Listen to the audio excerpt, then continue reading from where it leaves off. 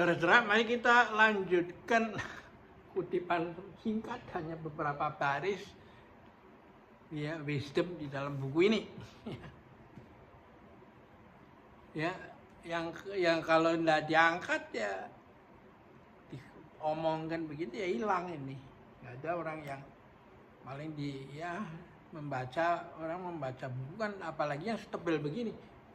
Siapa sih yang tahan fokus begitu? Ya, ini kata-kata bijak yang judulnya begini, yang diambil dari kitab Lun Yu daripada Confucius toh. Kata-kata yang membangun dan merobohkan negeri.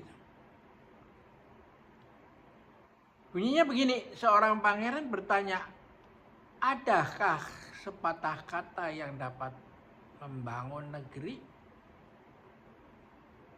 Sang guru menjawab, kata-kata dapat diringkas sedemikian itu. Semuanya pernah mengucapkan menjadi pemimpin itu sukar. Namun menjadi pembantu juga tidak mudah. Kalau orang benar-benar mengenal sukarnya menjadi pemimpin, bukankah itu berarti sepatah kata dapat membangun negeri itu? Ini kan relevan kan. Sekarang orang-orang pada menunggu dipanggil dan bersyukur kalau bisa mendapatkan jabatan itu. Pokoknya itu yang dikejar. Ya, semua perjuangan podcast dibuat untuk mempromosikan dirinya. Dipilih jadi pemimpin dan lupa nasihat dari Confucius itu, kalau dia sadar bahwa menjadi pemimpin itu tidak mudah, maka negara bisa diselamatkan tanpa adanya pengawasan KPK dan lain-lain toh, ya. Ini yang harus diajarkan di sekolah. Mau menjadikan orang menduduki pejabat publik kan, ya toh. Nah, ini ada lagi nih.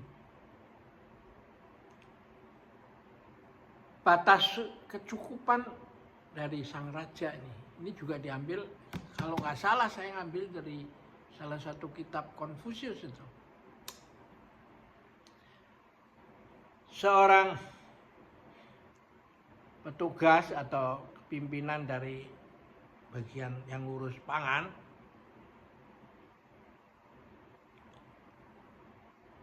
bertanya pada seorang bijak itu, hasil panen tidak baik tahun ini dan tidak mencukupi. Bagaimana baiknya ini? Hasilnya nggak cocok ini kan, nggak cukup karena apa saja, karena iklim atau apa toh. Seorang bijak itu menjawab, kurangilah pajak menjadi 1/10 hasil panen itu. Setiap pajaknya gede kan? Sekarang kurangi oleh orang bijak ini. Nah, sang pejabat tinggi itu berkata, aduh 20% sebagian saja tidak cukup itu. Bagaimana bisa dikurangi menjadi 1/10 bagian itu? Orang bijak itu menjawab, ini menariknya di sini. Bila rakyat berkecukupan, mustahil raja tidak berkecukupan.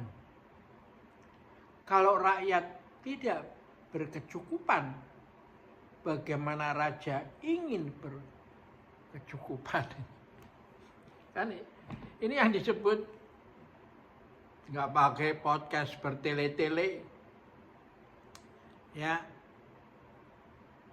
orang-orang zaman dulu ini menciptakan suatu dialog yang minimalis itu.